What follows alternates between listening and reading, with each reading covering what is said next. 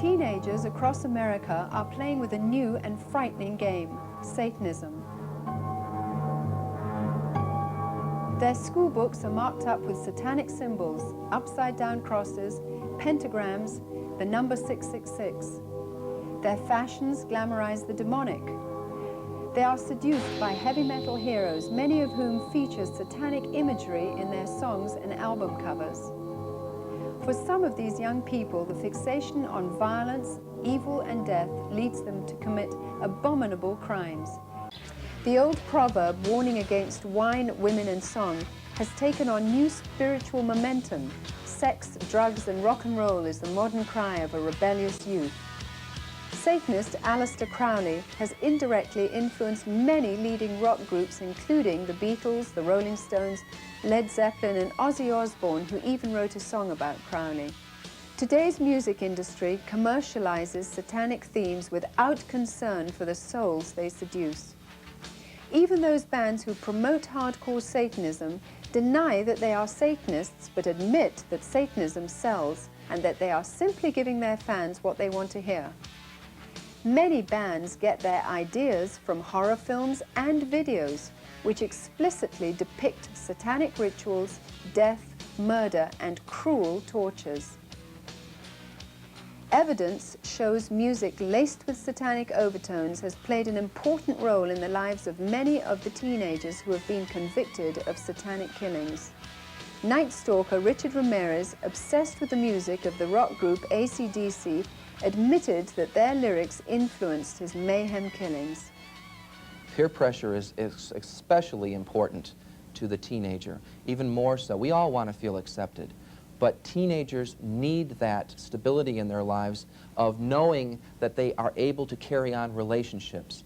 And when the majority of their friends are wearing the heavy metal t-shirts and listening to the black metal music that incorporates satanic lyrics, they feel compelled to belong to the group. I see a lot of them that are getting involved in it. And it started out with the music, you know, not all rock music, mostly the things like the black metal or speed metal type things, where they have the heavy satanic type overtones to the music. Your groups such as Venom, Slayer, Merciful Fate, these are bands that will blatantly teach these kids various occultic practices. And I discovered rock music for myself. My parents like country music, but I discovered rock music, and so I got into that. Sean Geraldo Rivera, in his first special, and I think we all owe him a debt of gratitude. He kind of blew the lid off this thing, or at least was the first secular program willing to take this issue head on.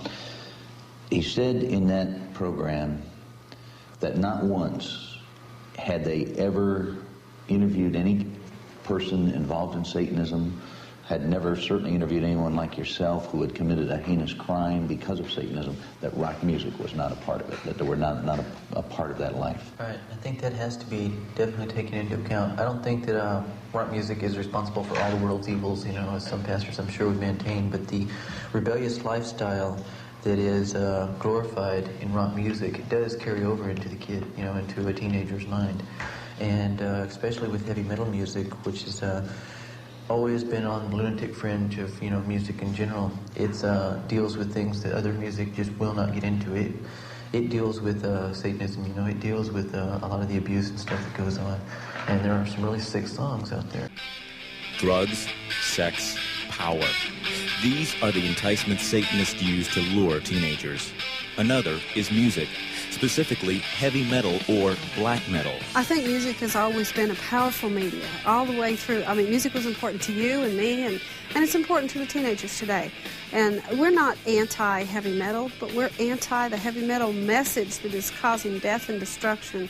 And the symbols that they're using are so blatantly occultic that it's very difficult for us to overlook that kind of thing. I think the greatest tool to desensitize America has been media in general, whether it is television, whether it's toys, games, whether it is music. They all have played an important part. They all carry a message, don't they? Absolutely, and of course in the life of the teenager, the two single most factors that we see is music and a game called Dungeons & Dragons.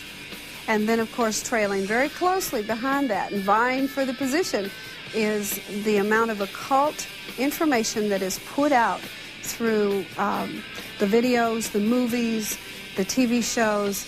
We went into a very small store, David. This was, I mean, maybe as big as we're sitting here. This was a small set.